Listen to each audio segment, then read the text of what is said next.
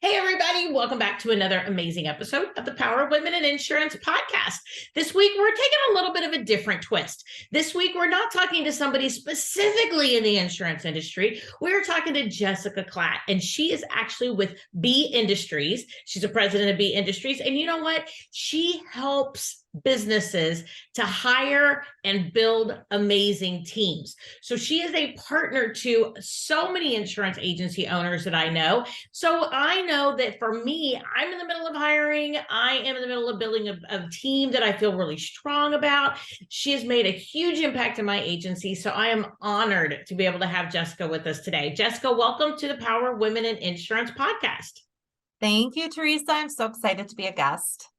Well, I am really excited too, because you actually came to my attention through Beth De La Forest, and she had utilized your services for some hiring opportunities. And she just sung your praises on the concept that she felt like she was able to really get to know and make a solid hire rather than kind of just throwing darts at a dartboard. Oh, this person might be a really great person. Maybe we had a great lunch when we interviewed or whatever. Sometimes so many of us hire on popularity, not really popularity, that's a really bad word, but our connection with another person. We don't necessarily hire on the needs of the business or whatever. So first of all, I want us to get started with tell us a little bit about you, about your business, and how you got to be able to be kind of in this consulting arena.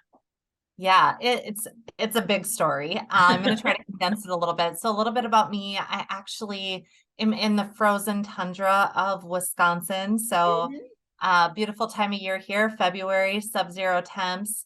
This is where I've lived the majority of my life. And, I worked in real estate for 20 years. Oh, wow. So I came out of title insurance, which is just another type of insurance that handles things much differently than property casualty.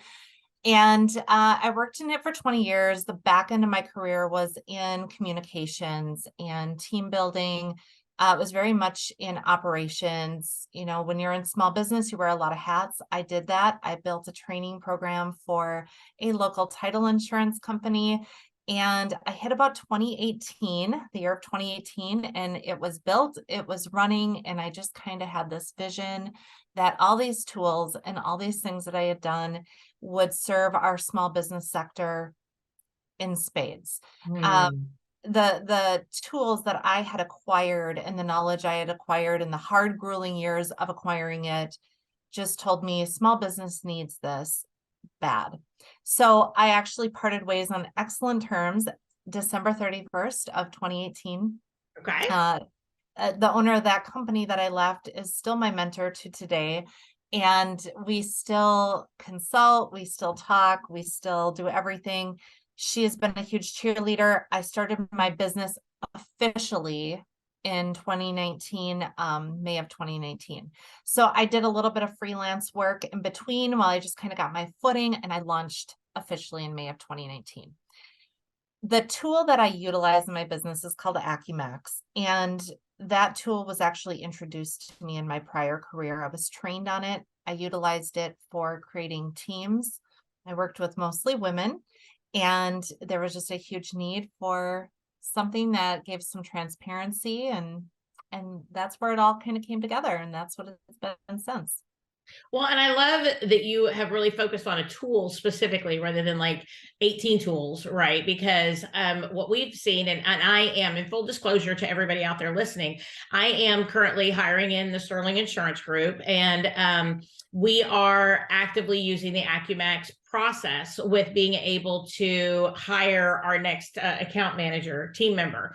And I think for me, I have hired on people that I really liked, people that I connected with, people I thought I could work with, right? And maybe they just were not a good compliment to me, or I felt like I needed to go babysit them.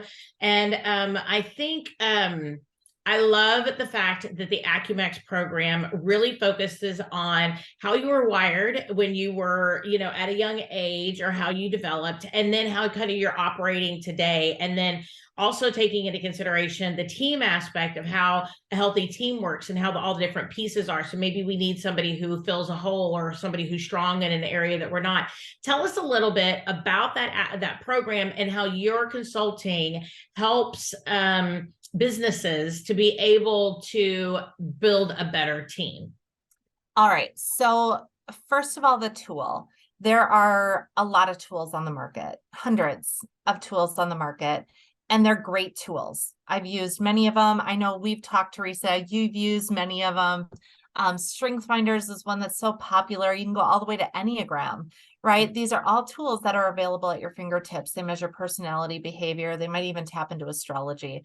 But Acumax is a little bit different. It's a lot different. It's looking past that. And we're actually tapping into neural pathways. People will sometimes say, well, what do you like, hook electrodes to our heads? How do you figure that out? It really is just psychometrics. It's how words and ideas ping off of our brain system. And that's what makes it so amazing. So it's very quick. Takes 5 minutes. Yeah, I was actually surprised, and everybody that on my team who's taken it, they were like, that's it? Like, it was 2 screens, right. Like, that's it. And I was like, yeah, that's it. And they were like, no, this is just bunk. And I'm like, all right, well, when your profile comes back, we'll go through it or whatever. And I mean, because Kaylee said that, even Veronica was like, is there more to this? I was like, no, there's not. Oh, this is it's it. non-invasive, and it's very unassuming. It's very underwhelming to take. And that's what's really fun about it. It's one of my first questions, like, what did you think about it? And I get that mixed response, like, I don't get it. How can you get anything from this? But it really does tell us a ton about a person. So the way it works is when we're born, there are thousands of neural pathways that are created. We obviously aren't measuring all of them because that wouldn't be necessary, but we are looking at 5 of them. So these are all formed at birth. They start to become obvious right around the age of 1 or 2, which is where our terrible twos come in. So we actually can see this in people. They mature right around the age of 15. I've worked with high schools. I've worked with teenagers. It's really a fun experience, but they stay the same forever. So we're able to look at that, like, who are you at your core? What makes you tick? And then how does your environment impact you? So it's 2 sides to the assessment because it's important, right? It's great to know who we are, but how does that help us align with a better environment or help our environment be better for us? So that is kind of the answer to the first question. That's the tool. And there's a lot more that Acumax has available, from culture assessments to peer reviewing, that kind of stuff. But I use mostly the wiring aspect. So how that really helps a business. One of the things I learned in small business, especially working on the back end of it, I worked with 95% women, and they will all say they have control issues. So I'm not speaking out of turn here. Women having control issues? I don't know. Right. I don't know. Who says, right? We all had them, and that's really exciting, and it can be really hard. But the truth is, people are people. So when I would deal with conflict or difficult situations without the tool, it was a lot of guesswork. It was a lot of like, okay, well, this would be the next right thing to do. And while those are all good things to have, sometimes the missing piece was, I don't understand the lens in which you're seeing this, right? So what Acumax does first and foremost is it helps us get a baseline on a team. That's kind of what you've experienced. And my clients, they come to me because they need to hire. But what we end up doing is uncovering and pulling back the veil on, well, let's look at the cards that are already on the table. Let's see how you lead. Let's see how they want to be led. Let's look at where their strengths are, where their struggles are. Let's see life through their lens. Once we know that, we can better see the gaps. Now we get into hiring, right? That's the right seat. That's the right butt. So here we have the opportunity to reverse engineer the product, which is what you're currently going through. And that's where we say, okay, what does this person that has to fill this role need to look like? And we can actually create that neurological profile, and we can use the right psychometric words and essentially fish with the right bait so that when we're posting job ads, we're attracting more of the right people. Yeah. And then we can make a more strategic hire through first measuring how good of a match are they? How should we interview them? How do we onboard them? And then later, how do we motivate them? How do we connect with them? So it's very comprehensive, and that's a big elephant to eat in one sitting. So I'm doing my best to break it down. Yep. That is the why, because small businesses struggle with the same thing you did. I interview you, I like you, you like me. Then 3 months down the line, if we're lucky, maybe they're working out, Yeah. right? But over 50% of the time, they're not. When statistically only 4 out of 10 hires will stay after a year, those are not great odds for a small business. And you're left going, well, I thought I liked you and I don't understand why you're not working out. Right. So it costs a lot of money. So if we can reduce that, this tool and what I do helps move the marker to more out of like 8 out of 10 new hires are going to stay versus 4 out of 10. And I think as a business owner, we need to take very, very seriously the fact that, if we want to be able to buy a software program, if we want to buy, move into a new office, if we want to start a new business, right, we're going to do the research. We're going to get in there. But I think sometimes for hiring, especially when we feel desperate, right? Especially when we're tired, we're taking care of maybe all the service work, or we're taking care of all the, a specific area of our business, maybe that we don't love, right? Especially when that's a piece.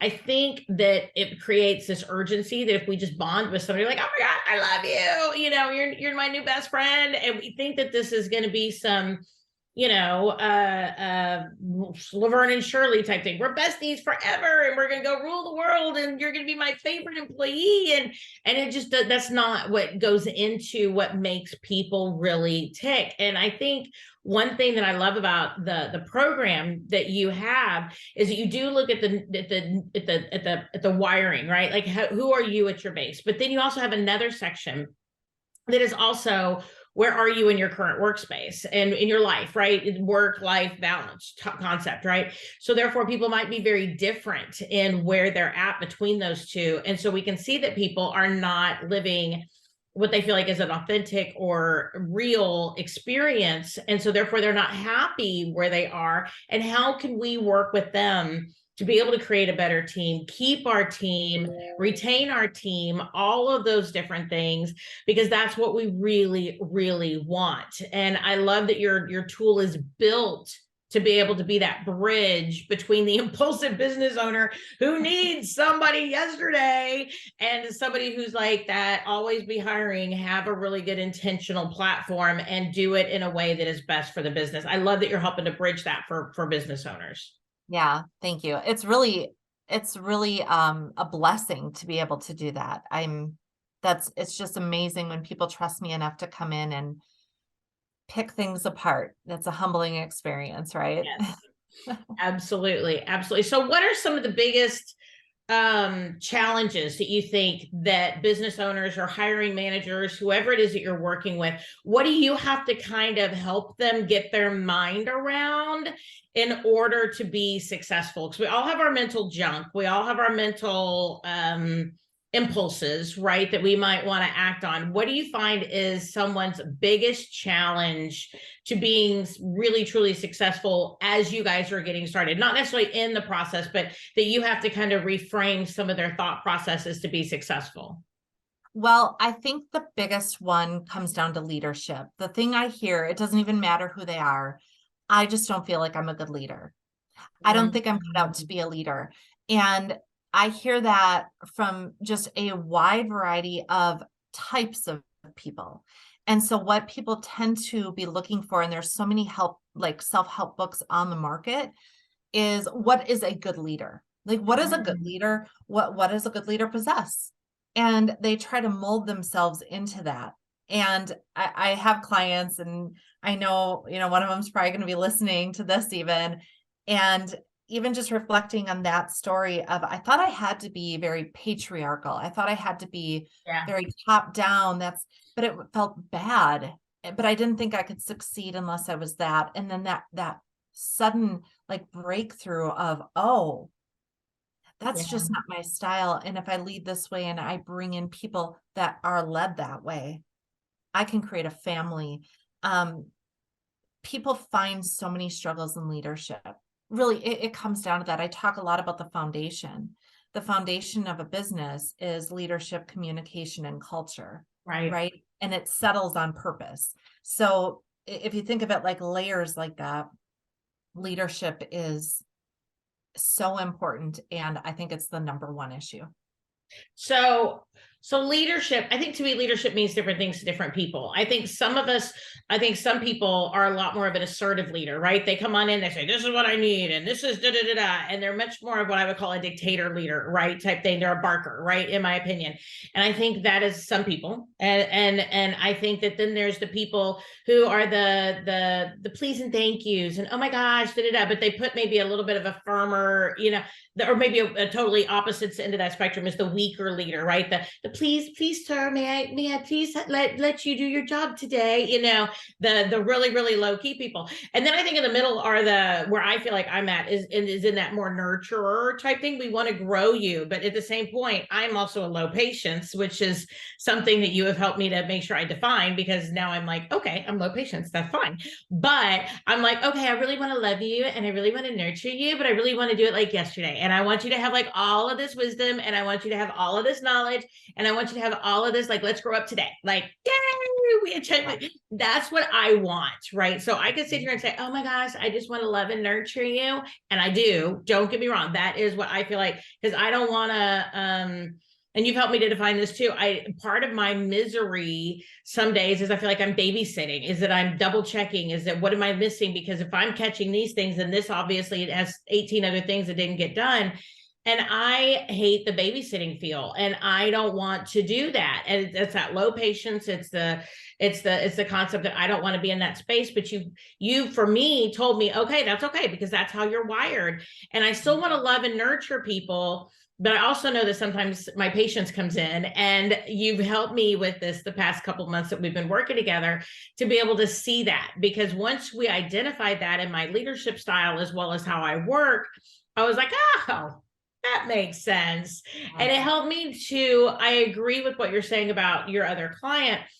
I'm still in that process, I think, of accepting it, because I'm so new at this. But I think it's letting me see that in myself, and it's letting me go, that's not bad. That's just how I'm wired. And that for me has given me great peace over the last couple of weeks. Yeah. And that is exactly what it is. It's not, it's not the idea that we're going to change somebody. That's not what we're aiming to do. And it's not the idea that we're going to coddle it either. I say it's really a 3-step process. It's, can you become self-aware? Like, can you understand that inner part of yourself? Then can you realize it? Can you understand how to use the tool within it? Because every strength will house a struggle. So you get to choose. Am I going to let the strength drive it, or am I going to let the struggle take the wheel, right? But then we get to that last phase, and that's the evolution of it. That's why working with something like this for a long period of time is life-changing. When you get to that last phase, that's empowerment. And that's where I know who I am. I know how to use it. Now, can I do it a little bit differently? Can I move out of that space when I have to? So for you, even, it's like, I know I want to go fast. That's an impatience. And so nurturing maybe doesn't come as natural, as fluid to me, right? Yeah. But can we go to that space, because that's what's needed out here? And then can I be totally energized in that? That is true freedom. Yeah. That's what we aim to get people to. And I think today, even because before this meeting, we actually took a little bit of time to kind of look through some applicants and another team member.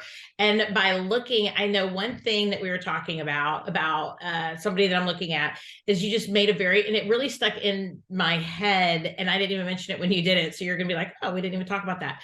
But one thing that really struck out to me was because you said specifically, this person needs words of affirmation, right? They need words of encouragement. They need connection, whatever. So you might even need to be, and you said this, I loved it. You might even want to make sure you put a reminder on your calendar to tell this person 3 things about them, that because it's not going to be in my wheelhouse. So you took my profile on that, knowing me, and then this other person's profile, and you even gave me a leadership thing. And I know I need to love on my team more, but part of me is like, my commercial like CSR yesterday, she called me and she was so cute. She's like, I feel like I haven't talked to you in forever. I'm like, yesterday was Thursday. And I'm like, I talked to you on Monday. I'm like, we're fine. Like we chat all day long on chat, but I'm like, but I physically had a Zoom meeting with you on Monday. She's like, I just feel like I haven't talked to you in forever. And I'm like, what? How is that even a thing? Because sometimes I just get so focused on what I'm doing that I love the fact that you pulled that out of my personality profile, that I do get super focused, and you give me tips on how to love on my team and be a better leader based on the things that they need for their personality. And I think that for me is a really big key part of this as well. Yeah, that's where, I mean, that's the hardest part for new clients I work with. I walk into it going, are they going to be able to step into that? It's just stepping into that. It's being able to let go of the control and say, I want the result. Yeah. And I think it's seeing who we are as, I have this saying, I have this mantra, okay? And I say I'm whole, perfect, and complete. And whenever I am overly stressed, whenever I am overwhelmed, I'll sit there and go, I'm whole, perfect, and complete. I'm whole, perfect, and complete. I'm whole, perfect, and complete. And I'll even slow it down. I am a completely whole person, exactly as I am. And I've been created to be a really, really good person. But I think being this last couple of weeks, I've been able to see some of these things that I see as faults to my success or barriers to my success.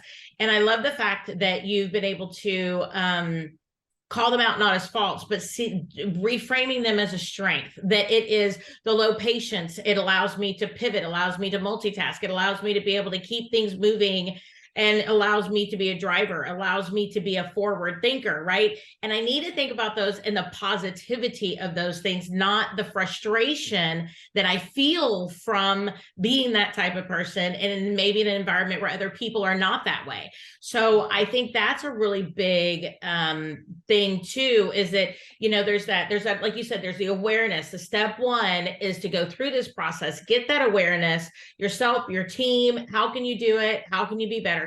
But then number 2 is maybe even doing those things where you need to put things on your calendar so that you can go ahead and you can bless the other people on your team and be a better leader.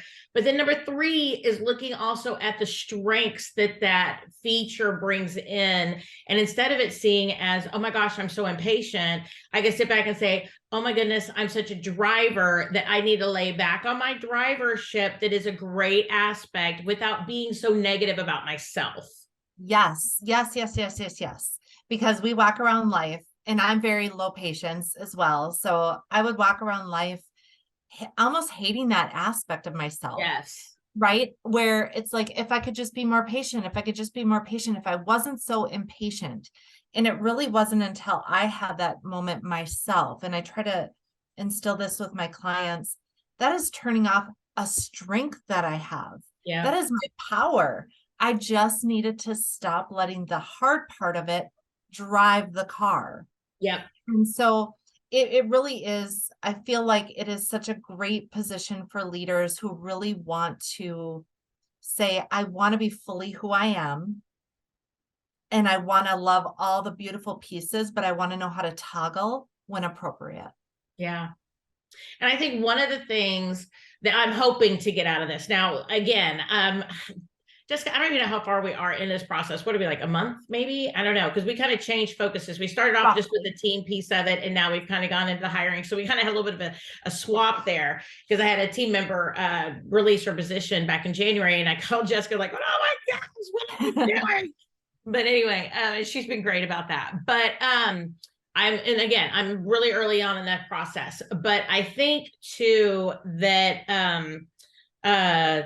and I think I've lost my point. I was going somewhere with all that, and I cannot remember what it was off the top of my head. But I think for me to what I am looking towards is to be that better leader, to be able to build that better team, and to be intentional about that, and to really celebrate everybody, bring everybody in, to be able to create a great environment. We talk so much about culture in today's environment, and the millennials and the Gen Zs are looking for companies that give back into their culture. They give, that have a flexible work environment, that do all these things. But we have to make sure that we are hiring and a team that really enjoys working together, and how each other works together, to be able to really work within their love language, right? So like sales, if I have somebody that I want to be an account manager and I want them to be doing all the service work, right? But if their profile says they want to be more autonomous, they want to be out and about, they want to be a little bit more of a free thinker, right? And those types of things, then they are more of that sales profile, and they're going to be miserable stuck behind a desk, working behind a computer, and those things. So, we need to release the fact of, I feel like, right and wrong, that this person's right for the position, or this person's wrong for this position, or that, it's more along the lines of just finding the best match. I think sometimes we need to release even the features of ourselves that we want to identify as bad. My patience, oh, it's low, it's bad, right? I really want to challenge people out there to release the idea of bad or good in the concept of this neurofeedback journey, because what we need to say is that we've all been created to be able to have a place in this universe, and we have to have people who are higher detailed. And my patients, it drives me nuts sometimes, because I'm like, oh my gosh, really, are we talking about this? How long are we going to be talking about this, right? But I need to understand they need me as a driver, and I need them as the detail behind me. And we need to hire in a balanced way to be able to create a really cohesive group. And what do you, I mean, I really want to get that message across to people, because it's not about butts in the seats. It's not about turnover. It's not about, oh, if you hire 7, you're going to end up being able to keep 3 in the long run. I hear these things about hiring constantly. How do you kind of get over that so that people can release the bad and the good, see the whole, and be able to build a strong team? Oh man, that is a huge question. That is a personal journey, right? That I wish I had some formula to bring people to that realization. I'm right there with you. It's what I want and desire for everybody in the entire universe, to be able to possess that level of self-awareness of, if I just let go, I'm open, right? It's that whole idea, if I just let go to how I think it should happen. Yep. Because that's really what it comes down to. And we can get a little woo on that, but it's really that law of the way I learned it was really profound to me. It's like, would you hold your breath to not run out of air? No, you wouldn't hold your breath to not run out of air. It's, you have to take it in and you have to let it go. And so it's all about that letting go. It's that flow. And what it boils down to is, we all only have the illusion of control. And so when we let go of the how, and we let go of our ego a little bit in that, right? We want to identify it. We want to know who we are, and we want to know what's going to fuel us. But if we can just say, you know what? Not everybody in my business should be like me. Yeah. Right. Can you even imagine, Teresa, if everybody in your business was like you, and you had to navigate that every day, but you also wouldn't want to have a whole bunch of this type of person. So what I try to do to get people there is, when we can show you the black and white, and we can say, this is your team, and we can actually graph that and say, these are the people that are going to repeat your processes. They're going to be deliberate decision makers. They're going to pump the brakes a little bit. And they're going to be real happy doing that. They're not going to want to climb the corporate ladder. They're not going to want to go out there and be a networking master, but they are going to be really good here. Now, we want to make sure you're balanced. We want to fill those other buckets of social awareness. We want people to keep your culture good. And we want to have people that are pushing the growth of your business through ideation. And then we want to have people that can make it happen. They're the ones that are going to be your operations. That's what we're able to see. And in that, sometimes I can get somebody who's maybe a little harder to bring to that concept of letting go, Right. to go, oh, Yeah. okay. Because we can't fight the black and white that's right there on the screen, right? Or right there on the piece of paper. To be able to sit here and say, this is somebody's bum, bum, bum, or this is how you'd react with this, or how this is how it would play with you and your personality and your neurofeedback. You can't fight against that. I mean, it's right there. It's right there. It's black and white. And that was massively important to me when I started my business. It is why, I mean, this tool had proven itself time and time again, but it was my biggest driver in this. And I'm not even a high detail person. I don't need a ton of like certainty, but this provided the opportunity to serve a wider client base, because some people do. And they will be more hardened to the concept or the idea of like, just let it go, man. Just let it go. And let's just see what happens. They're not going to buy into that, but they will buy into, can you show me it on paper? Yeah. Yeah. There's truth in that. It's not my opinion anymore. Yeah. Exactly. And I remember where I was going before. I apologize. I feel like I kind of went wonky and then I came back to a point, but it wasn't the right point. It wasn't the one I was really going for. But I think one of the reasons that I've come to you on my end is because I feel the ticklers in the back of my mind and my body and my soul of burnout. And part of that is that after 20 years, because in March, I'm officially 20 years in this industry, or since my agency opened. And with that, and we've talked about this as well, and I've talked about it in my podcast multiple times, I'm trying to take the business back to kind of what I'm going to call foundations, and just kind of rethink all the different pieces of it, and making sure that the things that we've been doing for 20 years, we're not doing just because we've always done them, that we do them because they're right, and they're right for our clients, right, and they're efficient, right? And so we're kind of taking that through. And I think for me, one of the reasons why this program was so attractive is because the person I had talked to previously, Beth, had mentioned that this system allowed her to lead the way. It gave her permission to be able to lead how she was designed to be able to lead. And it let her find a management style that she felt happy in. And that it gave her, I hate to use the word permission, but it gave her permission to delegate the things she didn't want to do, and And Beth, if the listeners out there want to be able to check her out, she's Aspire Insurance. She's amazing. And she actually has if you go check her out on Facebook, I know she's doing like a Sunday planning program, so that way she can she shares her Sunday planning. She has 2 kids, 2 teenagers, or middle-line teenagers, new teenagers, and running a business and having a husband that has a career, and all these other things. And so she's really, I think, blossomed into so many amazing things that she's very passionate about. And I think on my end, I feel, and I have felt for a little while, and all the listeners out there know I've been struggling with the last year and a half since my son passed away, a lot of depression. But then at the same point, I'm just feeling this 20-year itch of almost like a burnout. And I'm trying to figure out how much of it is depression versus burnout.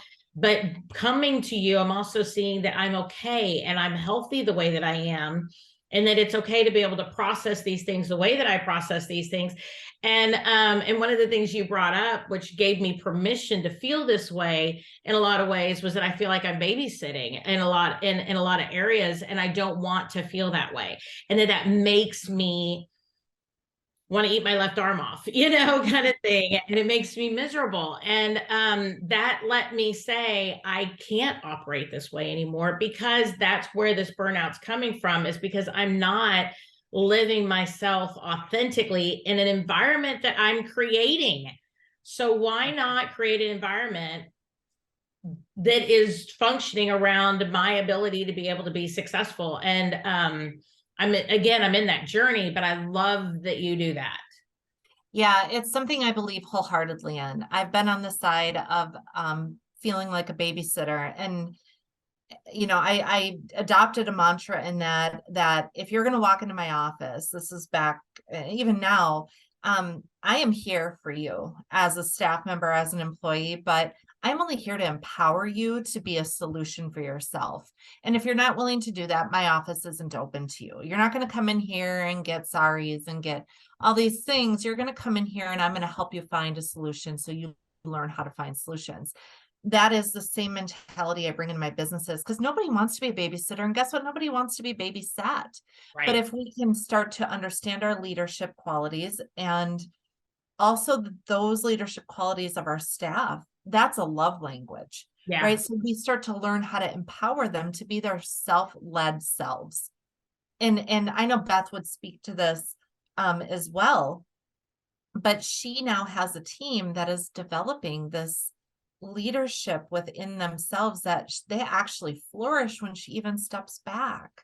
And Yeah. how freeing is that for a business owner to not just know it's safe to step away, but that there's going to be flourishing. Yeah. That's what it's about. That's Well, empowerment, right? and in our industry, as with any business, if people do have an exit strategy of being able to sell in the long run, it also increases the valuation of our businesses.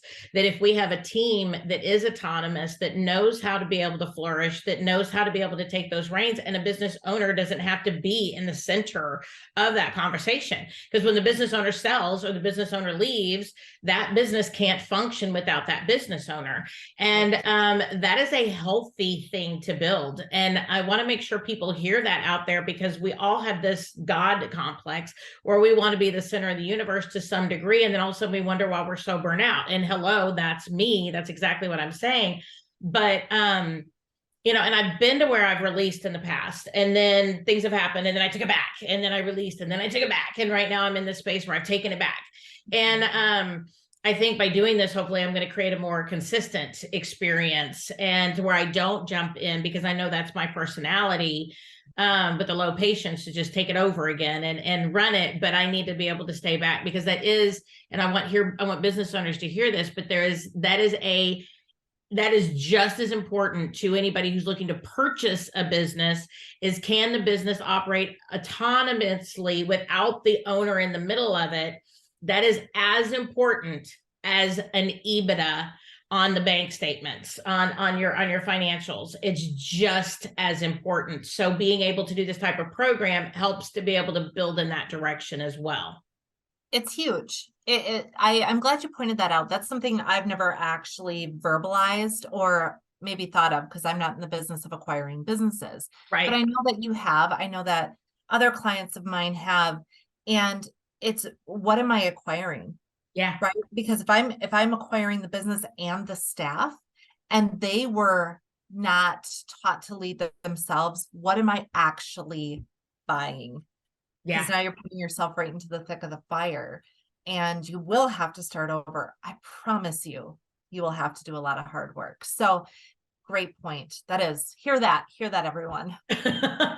No, but I really am challenging people out there. I think coming out of COVID, I think coming out of some of the trauma that we've all been through in the last few years, people are tired. You know, we're seeing a shift in the culture of working in a hybrid environment or in a virtual environment that has never been an option for, at least not in the insurance space. I know other businesses have in the past, but or other industries, but insurance is embracing it now, which they've never been open to before. And as we see our culture change in the industry, we're in a hard market. We've got carriers that are, you know, doing all sorts of crazy things. We have to make sure we're hiring right, and we're hiring right people, and we love on them in the right way, because our people are our best resource in our business. And if we're going to survive through hard markets, if we're going to survive through, I mean, statistically, people have a crisis every 18 months. And if that's the case, we need to make sure we have that space for our team to be supported and to be loved, so they feel safe. We need to be safe and supported for ourselves whenever things happen, because we're part of humanity. Things are going to happen for us every 18 months as well. And same thing, we need to have each other's backs. And by doing that, it starts with building a solid foundation for a solid team, and being able to love on our team in the right way, hire the right people, and then also turn around and release the things that are not necessarily bad, that might be challenges, and see them as strengths. And I want people to hear that combination. And that's exactly what you've been able to do for lots of people that I know. And I just really want to say thank you for that impact, because I know it's making a difference in businesses, you know. across our industry. At least I know multiple people that have been able to utilize your services, so I wanted to be able to say I'm looking forward to truly getting there. I'm on that journey still. On the journey. Well, thank you. It's why I do it. I love I it. love it. Well, Jessica, people want to reach out to you. Maybe they have questions, right? Something we haven't addressed, something maybe that they pops up in their brain. How can they reach out to you to be able to connect? They can reach out to me. A great fast way is just email me. I love to get emails. My email address is Jessica. So that's Jessica at wired2be. So wired, wiredtobe.com. That's a great way. You can also visit me on my website, and that's wired2be.com. I love it. I love it. So everybody, this has been another amazing episode with Jessica Klatt with B Industries with Wired to Be website. That's her URL. I want to make sure we do get that out there. And if you are looking to be able to hire, if your team is looking to be able to build a stronger team, you don't have to be in the hiring phase. You don't necessarily have to be in it could just be you being able to make sure you're the best you that you can be, right? I know Jessica loves to work with businesses and teams, so reach on out to her and to connect with her so that way we can be a part of being able to build really, really strong small businesses. So I'm thrilled with that. Thank you so much for joining me today, Jessica. Thanks for having me. This is fun. It is fun. It is fun. Well, everybody, this is another amazing episode of the Power of Women in Insurance podcast. My name is Teresa Kitchens. Don't know if I said that at the beginning. I usually don't.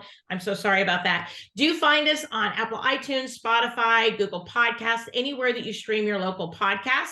We do have another amazing episode with another fabulous woman in the insurance space throughout every single week. So check us on out and check us out on all your streaming on Facebook too. Look us up, Power of Women in Insurance. And we would love to make sure that you get the opportunity to be able to listen to each of these women's stories and be able to grow your own professional career through being able to utilize these resources.